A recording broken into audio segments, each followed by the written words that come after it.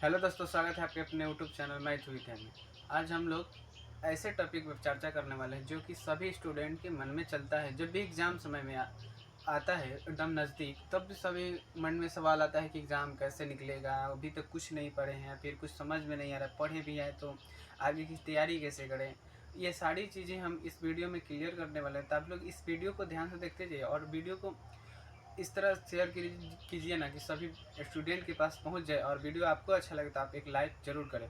तो सबसे पहले हम इसमें बात करते हैं कुछ जो स्टूडेंट अभी तक पढ़ाई किए हैं और जो नहीं किए हैं। जो पढ़े हैं, मान लीजिए कि जो पढ़े हैं और जो नहीं पढ़े हैं। जो पढ़े हैं और जो नहीं पढ़े हैं। जो पढ़े हैं तो उनको तो बात पूरा सिलेबस का जानकारी है कि कहाँ से एग्ज़ाम कैसे होगा या फिर किस तरह से क्वेश्चन आने वाले हैं। इस सबको तो इनको पता है। जो पढ़े हैं उस शुरुआत से, भले आप जिस तरह से पढ़े हो, कम पढ़े या फिर ज़्यादा पढ़े, लेकिन आपको पढ़े हैं तो आपको सिलेबस को जानकारी तो होगा ही। तो इसलिए हम ये कहेंगे कि सबसे पहले आपको जितना समय मिला है, अभी से जितना समय आपके पास बचा है, उसमें आप ज़्यादा से ज़्यादा पढ़ना पड़ेगा। बाकी इस सबसे पहले पढ़ना पड़ेगा। आपको जितना समय मिल रहा है उतना आपको जितना कम से कम, अभी तो बहुत ज़्यादा पढ़ना पड़ेगा, क्योंकि आप पढ़े हो या फिर नहीं पढ़े हैं तो उससे क्या फ़र्क पड़ने वाला है। आपको अच्छा रिजल्ट लाना है तो पढ़ना ज़्यादा पड़ेगा ना, तो इसलिए सबसे पहले पढ़ना ही होगा। दूसरे, आप यहाँ से प्रैक्टिस ज़रूर करें। दूसरा का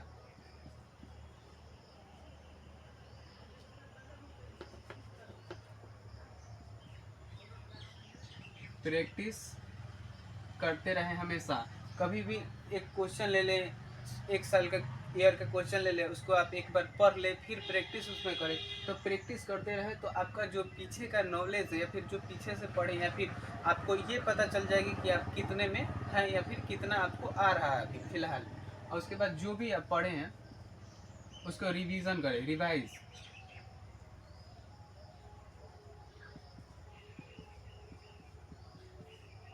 करते रहें। जो भी आप अभी तक ले पढ़े हैं उसको आप रिवाइज हमेशा करते रहें, क्योंकि पढ़ने से तो आपको एक बार समझ में आ गया कि हम ये पढ़ लिए हैं तो कोई बात नहीं है, लेकिन आपको याद रखना है हमेशा के लिए, तो आपको रिवाइज करना ही पड़ेगा। रिवाइज करेंगे तभी होने वाला है कुछ।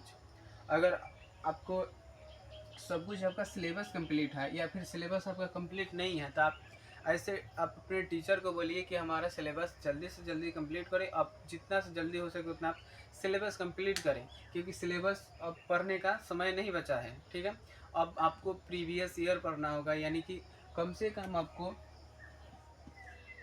10 ईयर का क्वेश्चन लेकर आपको प्रैक्टिस करना होगा। 10 ईयर का, जिसको आप लोग अपने भाषा में क्वेश्चन बैंक कहते हैं।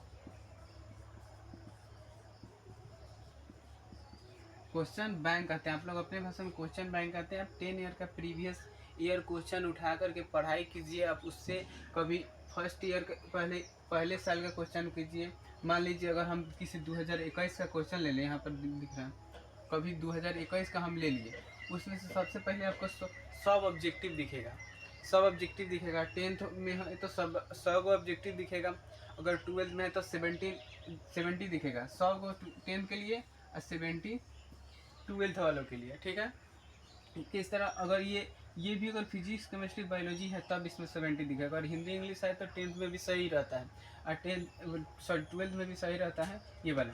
लेकिन अब 10th में है तो हर एक सब्जेक्ट में 100 नंबर होता है। बस साइंस और सोशल साइंस छोड़ा करके उसमें होता है 80 ऑब्जेक्टिव होता है। तो इतना आपको ध्यान रखना है कि सबसे पहले आपको ऑब्जेक्टिव पढ़ लेना है हर एक ईयर का। उसके बाद उसमें से शॉर्ट क्वेश्चन, यानी कि 2 नंबर वाला जितना क्वेश्चन है आपको वो करना होगा। या फिर उसके बाद लॉन्ग क्वेश्चन पढ़ना होगा। सबसे पहले ऑब्जेक्टिव पढ़ लें, शॉर्ट क्वेश्चन पढ़ें 2 नंबर वाले, उसके बाद 5 नंबर वाले क्वेश्चन को पढ़ें। तभी उसके बाद अब जब आप ऑब्जेक्टिव क्वेश्चन कर लें तो आपको प्रैक्टिस करना है। एक बार आंसर देख लें, याद कर लिए मान लीजिए, उसके बाद एक ओमर सीट बाज़ार से खरीद के लाएं, क्योंकि प्रैक्टिस ही बहुत अच्छा आपको एग्ज़ाम में सफलता के लिए एक महत्वपूर्ण साबित होने वाला है। क्योंकि प्रैक्टिस अभी से कीजिएगा तो एग्ज़ाम में कोई दिक्कत नहीं होने वाला है। वहाँ आपको अभी से वो मार्कशीट भरना सीखिए तो अच्छा रहेगा। आपको बाज़ार से मार्कशीट खरीदिए 10-20 रुपये मिलेगा, ज़्यादा का आप लोग तो ऐसे 10-20 रुपये तो खा ही जाते हैं, तो क्या दिक्कत है। तो इसलिए 10-20 एक वो मार्कशीट खरीदिए, ऑब्जेक्टिव 100 को लीजिए, याद कर लीजिए, फिर वो मार्कशीट को अपने खाली समय रखिए। उसके बाद फिर उसको भरना शुरू कीजिए कि आप कितना याद किए, या फिर उससे तो होगा कि आपको पता चल जाएगा आपके पास कितना याद हुआ, आपको और भी वो मार्कशीट भरने का प्रैक्टिस भी हो जाएगा। उसके बाद शॉर्ट क्वेश्चन, ध्यान से शॉर्ट क्वेश्चन इस तरह से करें कि पहले एक बार उसको याद कर लें, फिर अलग से उसको कॉपी पर लिखें, कॉपी पर लिखें। इतना लिखना जरूर अनिवार्य है ही, लिखना पड़ेगा। आपको दो फायदा होगी, एक तो लिखेंगे तो आपको याद हो जाएगा कि हाँ हमने यहाँ पर गलती किया, या फिर हमको यहाँ हमें भूल रहे हैं, पता चल जाएगा कि हमको ये याद नहीं है। और लिखने से राइटिंग आपका सुधर जाएगा, और राइटिंग एग्ज़ाम में बहुत मायने रखता है। हम यही कहेंगे कि अभी से आप जितना ज़्यादा हो सके आप लिखना शुरू कीजिए, हर एक सब्जेक्ट में, हर एक सब्जेक्ट हिंदी इंग्लिश में लिखना शुरू कीजिए बहुत ज़्यादा। और लॉन्ग क्वेश्चन के लिए भी वही, एक बार पढ़ लें फिर इसको भी लिखना शुरू करें, तभी आपका कुछ होने वाला है। ये नहीं कि आप 2021 का ऑब्जेक्टिव ले लें और फिर 2022 का ऑब्जेक्टिव याद करना, नहीं, आप उस तरह बोर हो जाएंगे। नहीं, देखिए जैसे मान लीजिए 2021 का ऑब्जेक्टिव लिए, फिर 2022 का आप सोचेंगे कि 2022 का ऑब्जेक्टिव याद कर लें। अब टोटल पूरे 10 साल का ऑब्जेक्टिव हम याद कर लें, उसके बाद सोचिएगा कि हम फिर सब्जेक्टिव में हाथ लगाएं, तो आपसे कभी होने वाला नहीं है। यह बात ध्यान में रखना है आपको। आप साथ साथ ऑब्जेक्टिव, सब्जेक्टिव और लॉन्ग क्वेश्चन सभी को ले करके चलना होगा हर एक साल में, तभी आपसे होने वाला, नहीं तो अन्यथा नहीं होगा तो नहीं होगा, हम कह दे रहे हैं। तो इसलिए आपको साथ में साथ दोनों ले करके ही चलना होगा। तो इधर देखिए, अभी जितना समय बचा आपको पढ़ना पड़ेगा, प्रैक्टिस करें हर एक सब्जेक्ट का। उसके बाद रिवीजन करते रहें लगातार। इसमें आप जो पढ़े हैं सिर्फ उसी के लिए है, बाकी और किसी के लिए नहीं, क्योंकि आप तो पहले से पढ़े, आपका कंसेप्ट क्लियर है ना पहले से। तो आप बस उस जो पढ़ ले उसको रिवीजन करते रहेंगे, आपका स्कोर बहुत अच्छा होने वाला है। तो देखिए जैसे रिवीजन किस तरह, देखिए रिवीजन आप कैसे करें। रिवीजन करने के लिए सबसे पहले आप किसी भी एक टॉपिक को उठा लें, और उसके बाद आपको आंसर नहीं देखना है, सबसे पहले अपने से उसको लिख देना है। रिवीजन ध्यान से देखिए कि कभी किसी भी टॉपिक उठा ले, किसी भी सब्जेक्ट का हो टॉपिक उठा ले, उसके बाद उसको क्या करना है, अपने से लिखना है कॉपी पर। उसके बाद पता चलेगा कि आपको उसमें कुछ ना कुछ गलती आप जरूर लिखेंगे, तो उसके बाद आंसर को मिलाइए कि हमने यहाँ पर गलती किया, फिर उसको देखिए, फिर से लिखिए, तो आपका कंसेप्ट इस तरह से बहुत ज़्यादा क्लियर होने वाला है। तो आप सबसे ज़्यादा हम क्या बोले, तो इस तरह से पता चल रहा है कि आपको लिखना भी बहुत ज़रूरी है। पर डे लिखिए, क्योंकि लिखने से हैंड राइटिंग सुधरेगा, और हैंड राइटिंग अच्छा रहेगा तो और अच्छा रहेगा। क्योंकि जो ऐसा इम्पैक्ट डालना है ना एग्जामिनर पे कि वो देखते ही आपकी कॉपी एकदम खुश हो जाए राइटिंग देख करके। किसी किसी का देखिएगा ना अपने बगल में कि वो कभी पढ़ता नहीं था, उसका अच्छा रिजल्ट आ जाता है, कैसे वो उसका राइटिंग अच्छा होगा, और वो थोड़ा बहुत इसी तरह लास्ट में जाकर ध्यान दे दिया होगा, 2-3 महीने पढ़ा होगा, अच्छे से क्वेश्चन बैक रट लिया होगा। अगर मान लीजिए, अगर हम एक और बात कहें कि आप क्वेश्चन बैक पूरे 10 साल के पढ़ लिए ना, तो आपको हम जरूर कह देंगे 75% आपका ऐसा ही हो गया। अगर 10 साल के पूरा क्वेश्चन बैक, ये ना खाली पलट पलट के पेज देखे हैं तो वो नहीं कह रहे हैं, याद होना चाहिए 10 साल के क्वेश्चन बैक, तो आपको इधर से 75 जरूर आ जाता है।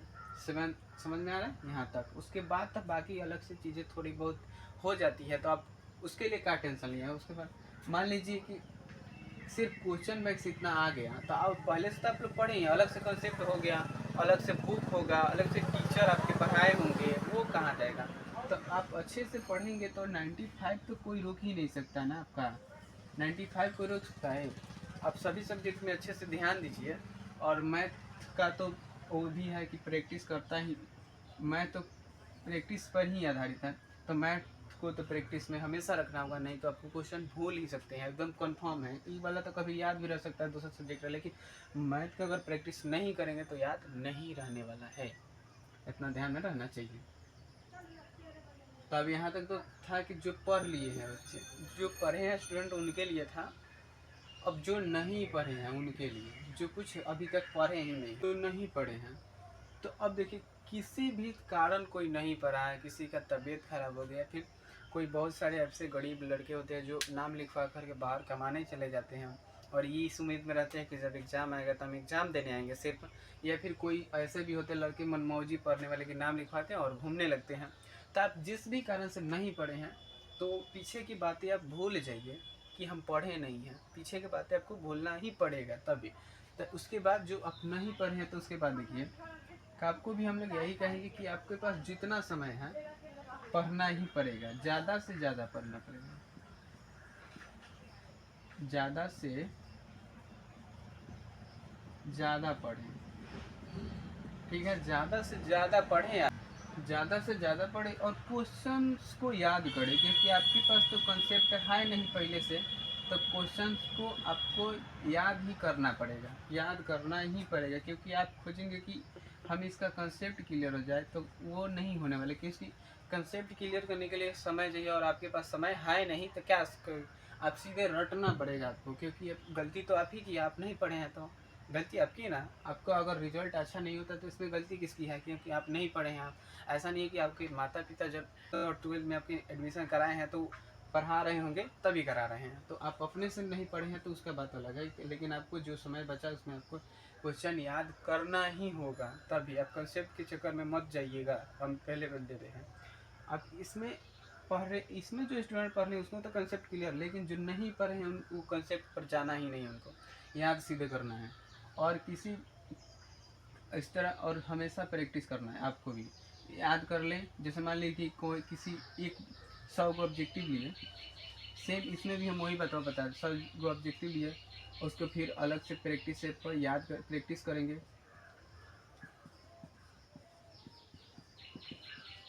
प्रैक्टिस करेंगे अलग कि हमको कितना इसमें से अभी रिकॉल हुआ, हमें दिमाग में कितना गया। क्योंकि आप पहले दिन पढ़ाई करेंगे ना तो बहुत कम पढ़ पाएंगे, क्योंकि आपके पास पहले से कैपेसिटी नहीं है पढ़ने का, आप पहले से पढ़ नहीं रहे थे, तो इसलिए पहले दिन आप कुछ कम ही पढ़ पाएंगे। तो उससे कोई घबराना नहीं है कि आप पहले दिन 5 घंटा पढ़े 6 घंटा पढ़े, तो उससे कोई बात नहीं, धीरे धीरे आप 7-8 घंटा कर दीजिएगा उसको, धीरे धीरे मैनेज करते करते तो वो हो जाता है। तो अभी से रियल बोल रहे हैं कि 8 से 9 घंटा आपको पढ़ना पड़ेगा, और नहीं पढ़े हैं तो, क्योंकि कुछ तो करना पड़ेगा ना, तभी होगा। क्योंकि मान लीजिए आप अभी से इतने नहीं पढ़े हैं, आपको लगभग 3 महीना है ना, तो 3 महीना पढ़िए ना, क्या दिक्कत है। 3 महीने के बाद आपका रिजल्ट अच्छा आएगा, गांव में नाम होगा, तो आप ही का नाम होगा, आपके माता पिता का नाम होगा, अच्छा सभी जगह आपका इज्जत होगा, तो आपको पढ़ना पड़ेगा। और उसके बाद शॉर्ट क्वेश्चन, मान लीजिए शॉर्ट क्वेश्चन के लिए आपको याद करना होगा। मान लीजिए किसी ईयर में 10 क्वेश्चन पूछे गए हैं, तो 200 क्वेश्चन आपको याद करना होगा ना। 200 क्वेश्चन आप याद कीजिए, उसको फिर प्रैक्टिस कीजिए, और फिर ऐसे करिएगा ना कि आप किसी अपने भाई और छोटे भाई बहन को बैठा करके, या फिर हम बड़े तो होंगे ही, कोई बात नहीं, आपकी दीदी होंगी, तो उनको सुनाइएगा कि हम ये क्वेश्चन याद कर लिए हैं, आप इनको सुनिए। जैसे बचपन में आप टीचर लोग को सुनाते थे, फिर उस तरह आपको सुनाना है अपने, तो आपको उस समय याद रहेगा, पता चलेगा कि आपको याद है या नहीं है। और फिर उसको अपने से किसी अलग पेज पे लिखना है उस क्वेश्चन को, तभी होने वाला है। क्योंकि उससे आपका राइटिंग सुधर जाएगा, और राइटिंग सुधर गया तो समझ लीजिए कि बहुत कुछ हो गया आपका। राइटिंग सुधर गया तो हो गया बहुत कुछ, राइटिंग सुधारना बहुत ज़रूरी है। राइटिंग, उसके बाद लॉन्ग क्वेश्चन आते हैं। लॉन्ग क्वेश्चन आता है कि लॉन्ग क्वेश्चन आपको बहुत बड़े बड़े मिलेंगे ना, लगभग एक पेज के मिलते हैं, तो उसमें तो आपको लगेगा कि हम याद ही नहीं कर पाएंगे। तो याद करने के लिए आप उसको दिमाग एकदम शांत करके उसको पढ़ना है, फिर उसको लिखना है कॉपी पर, क्योंकि हम मुझे पता है कि आप याद नहीं कर पाएंगे, तो कोई बात नहीं है, उसको पढ़ना है दिमाग से एकदम बढ़िया से ध्यान लगा के, और फिर उसको कॉपी पे लिखना है। लेकिन आपको कभी भी पढ़ाई करने बैठे तो इस तरह से पढ़े ना कि आसपास में पता नहीं चलना चाहिए क्या पढ़ रहे हैं, कि कर क्या रहे हैं, या फिर आसपास में हो क्या रहा आपको पता नहीं चलना चाहिए। इस तरह से पढ़ना है आपको, और कभी भी किसी को बताना नहीं है कि आप पढ़ रहे हैं, कभी किसी से, अपने दोस्त को भी मत बताइए कि हम पढ़ रहे हैं कभी भी।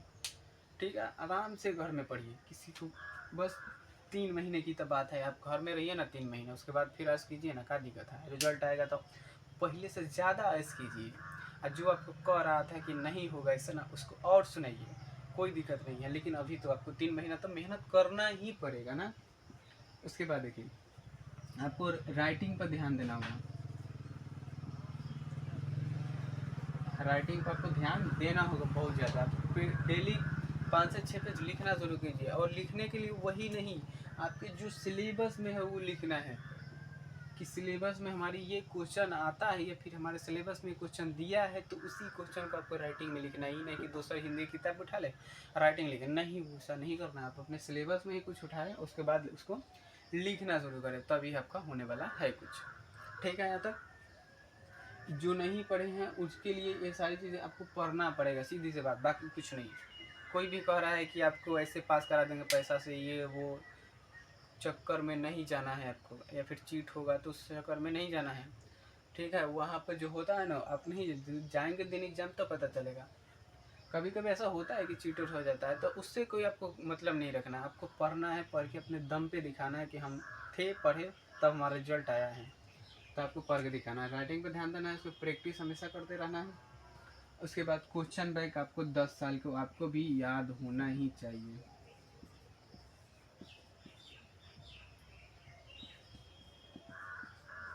आपको 10 साल के क्वेश्चन आपको लाइन बाई लाइन याद होना चाहिए।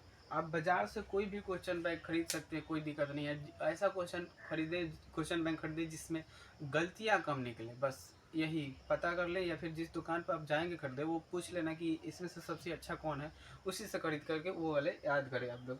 या फिर किसी के चक्कर में नहीं पड़ना है कि ये ऐसे पढ़ लो, ये पढ़ लो। आप दुकान पर जाएंगे, वो दुकानदार अच्छे बता देते हैं कि हाँ, कि ये वाला क्या है, ये किताब अच्छा है, इसमें गलतियाँ कम निकलती हैं। नहीं तो आप गलतियाँ ही पढ़ लेंगे, एग्जाम में गलती लिख देंगे, तो और तो दिक्कत होगा ना आपके लिए।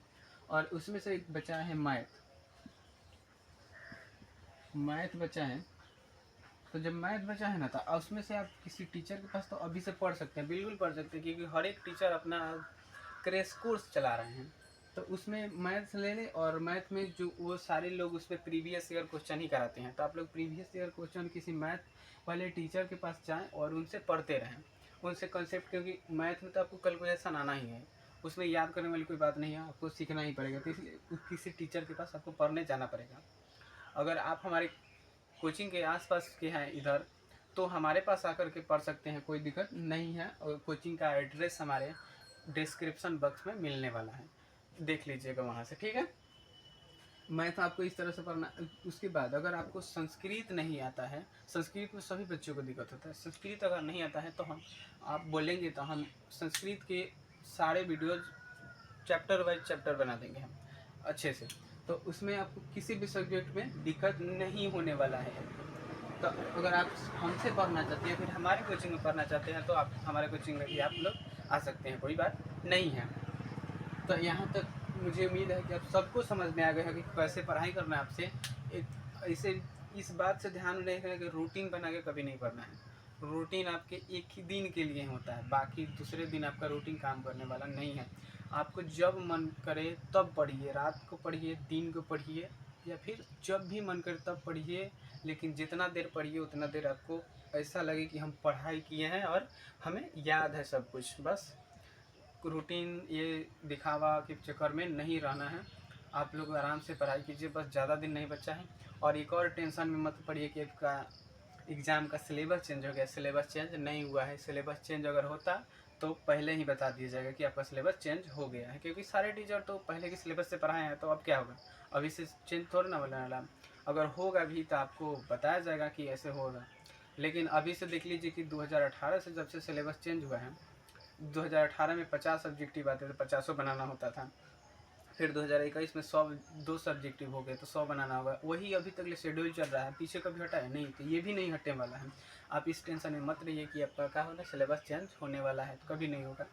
तो मिलते हैं इस तरह के अगले वीडियो में, तब तक के लिए धन्यवाद। अगर वीडियो अच्छा लगे तो चैनल को सब्सक्राइब करें, वीडियो को लाइक करें और अपने दोस्तों में ज़रूर शेयर करें।